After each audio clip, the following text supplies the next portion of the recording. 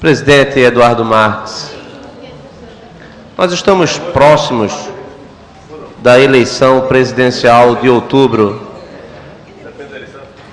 em que nós teremos a oportunidade de, pela via democrática, eleger um presidente da República ou uma presidente da República que venha a trazer estabilidade para o sistema político brasileiro. Hoje há uma discussão em Brasília, ao lançamento em Brasília de uma frente de políticos que estão se intitulando da moderação, do centro, buscando o equilíbrio para viabilizar talvez uma candidatura única desse espaço político denominado centro.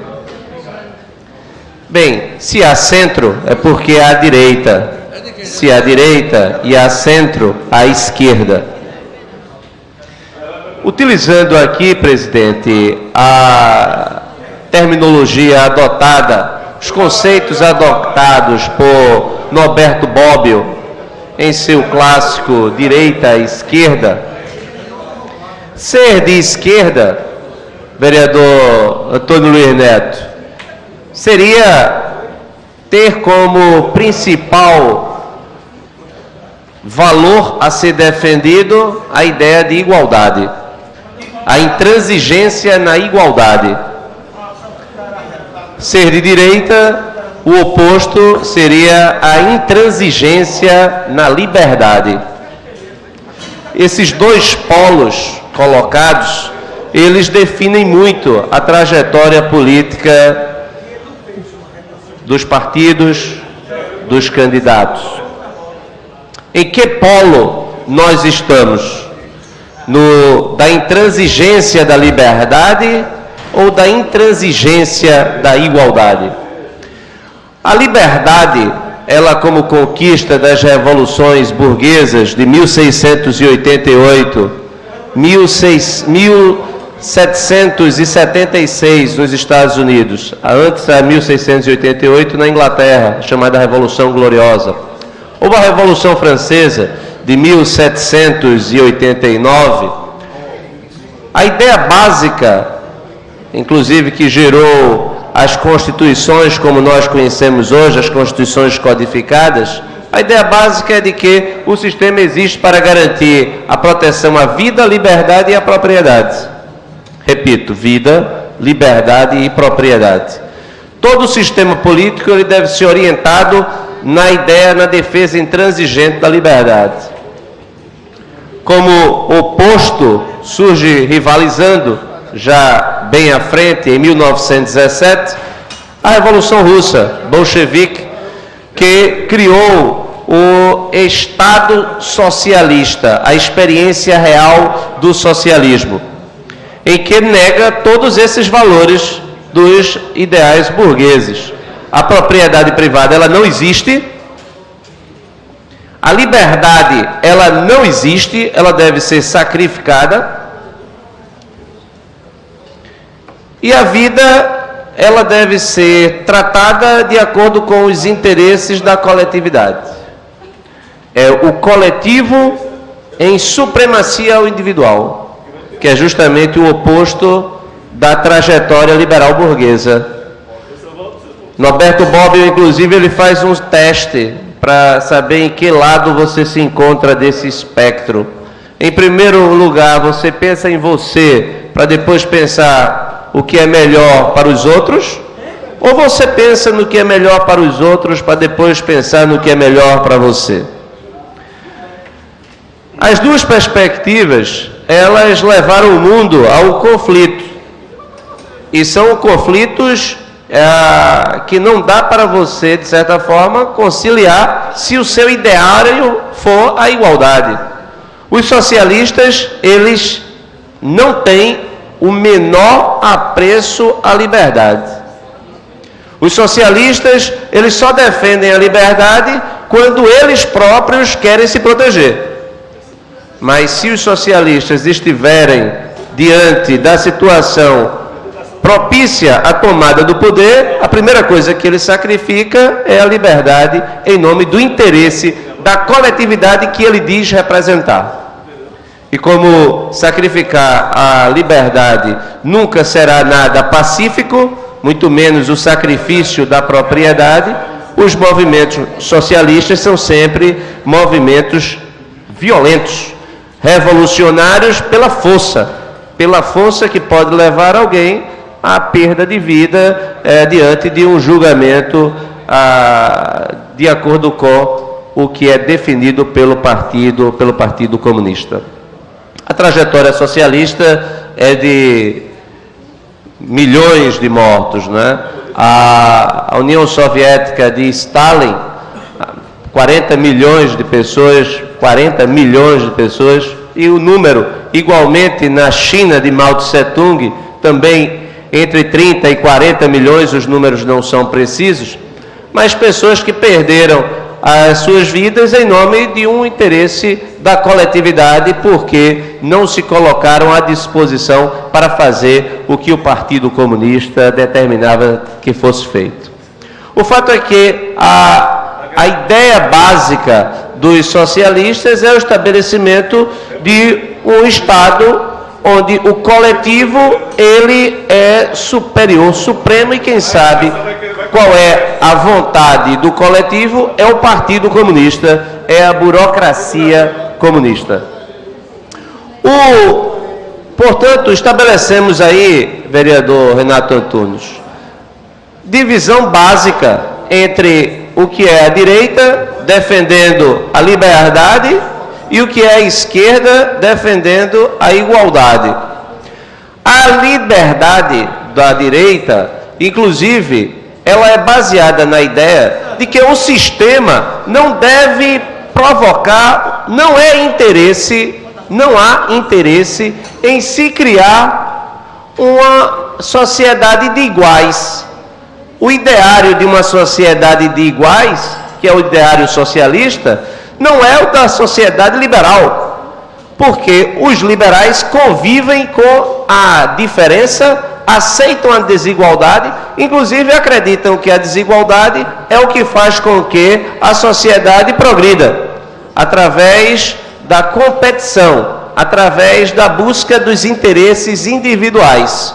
Então, todas as vezes que você quiser estabelecer a igualdade, você vai ter que aniquilar a liberdade, porque no contexto da liberdade, o que produz-se é a diferença. Na história, nós temos o surgimento posterior dos intitulados sociais-democratas, aqueles que procuraram fazer a compatibilização entre a igualdade e a liberdade. Os sociais-democratas, sejam liberais ou socialistas de origem, aceitaram um pacto. O pacto de que não era possível atender aos dois lados, a intransigência estava levando a mortes, a interrupção dos negócios, das empresas, e os acordos fizeram surgir o que a literatura denomina a segunda geração dos direitos humanos, os direitos econômicos e os direitos sociais. O fato é que os sociais-democratas fizeram um acordo em que o capital permaneceria com a liberdade de empreender, continuariam com a titularidade da sua propriedade, mas deveria pagar um salário justo e dar aos trabalhadores os direitos sociais que nós conhecemos hoje, como seguro-desemprego, a licença gestante, a remuneração pelo trabalho noturno, excedente, a seguro-desemprego e mais, o estabelecimento da Seguridade Social. Seguridade Social envolvendo saúde para todos, saúde integral, universal, saúde, não apenas a saúde, mas também a previdência e a assistência. Então, o trabalhador ganharia direitos sociais, previdência, assistência, e faria o acordo com a burguesia para não derrotar o sistema, fazendo um novo modelo socialista. Esse acordo, ele se deu em origem e de forma mais abrangente dos países da Escandinávia, Dinamarca, Noruega, Finlândia, e depois a Alemanha Ocidental, a social-democracia, portanto, chega como um modelo de procurar o equilíbrio. Daí a ideia de centro. A ideia de centro no sentido de que é possível compatibilizar liberdade com igualdade, mas não a igualdade pretendida pelos socialistas. Da igualdade porque ninguém tem nada, tudo é do Estado. A igualdade de uma sociedade sem classes, mas sim uma igualdade que conjuga a liberdade dos franceses revolucionários, a liberdade de todos iguais perante a lei, mas também a liberdade de igualdade de oportunidades, a igualdade de oportunidades. Então é igualdade de todos perante a lei e igualdade de oportunidades, que seria atendida essencialmente com uma escola pública de qualidade, onde todos estudassem e onde todos tivessem, na origem, a mesma formação para as mesmas condições de competição. Então, a social-democracia, ela encontra no welfare state e numa educação pública de qualidade a base necessária para a construção de uma sociedade cuja justiça social seja a compatibilização entre liberdade e igualdade por uma via de centro a partir da rede de proteção social. Essa, inclusive, foi a nossa opção a partir da Constituição Brasileira de 1988. Nós seguimos esta trajetória.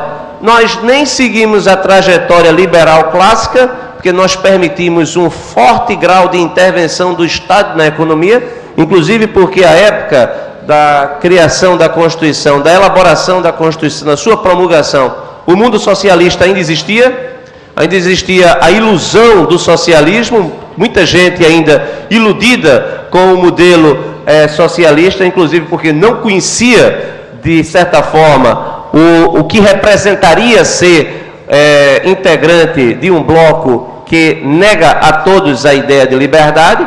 Mas aquele momento foi o momento em que o Brasil buscou uma opção de centro a partir da criação de uma ampla rede de proteção social e uma rede de seguridade social que é invejável para padrões internacionais.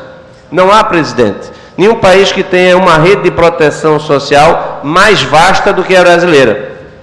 Não existe no planeta. Não existe no planeta um país que garanta a saúde universal, integral e gratuita para todos, a assistência como nós garantimos, e tudo de acordo com a Constituição. Nós constitucionalizamos esta opção. Esse estado do bem-estar social, ele, portanto, fez com que os nossos constituintes dessem sinais ao mundo e ao Brasil de que no futuro o Brasil marcharia a ser um país semelhante à Suécia. Passados 30 anos, a grande pergunta que nós fazemos é: conseguimos chegar próximos à Suécia? O sonho de transformar o Brasil no estado do bem-estar social, numa rede de proteção social semelhante à dos países escandinavos, ela foi atingida? Lamentavelmente a resposta é não. Apesar de que, no contexto internacional, é difícil nós encontrarmos também, aliás, é fácil nós encontrarmos países que gostariam muito de ter chegado onde nós chegamos, inclusive os vizinhos. Quantas mães bolivianas atravessam as fronteiras para que seu filho tenha o nascimento no Brasil, porque em nascendo no Brasil será coberto pela nossa rede de proteção social. Então, entre vários países do globo, nós fizemos muito, mas nós não fizemos tanto quanto nós poderíamos ter feito para chegarmos ao clube dos países mais prósperos, o clube dos países mais ricos. O caminho é longo e nós precisamos restaurar essa trajetória. E essa trajetória vai ser posta em novamente agora a prova, em qual será o caminho que nós escolheremos a partir da eleição presidencial. Presidente, meu tempo estourou, eu sei que Vossa Excelência está com bem boa vontade comigo, mas é só para eu saber se eu devo concluir ou se tem algum outro inscrito para pedir. Eu peço que Vossa Excelência conclua, porque não há mais nenhum vereador inscrito. Então, eu caminhando para a conclusão, senhor presidente, eu acho que eu retomo essa discussão mais adiante. É uma pena, porque esse assunto é muito interessante e importante para essa casa, Excelência. Senhor presidente, eu posso encerrar e me inscrever no tempo de liderança para concluir o... Eu encerro e volto como tempo de liderança. Pode, Excelência. Então, obrigado, senhor presidente. Não.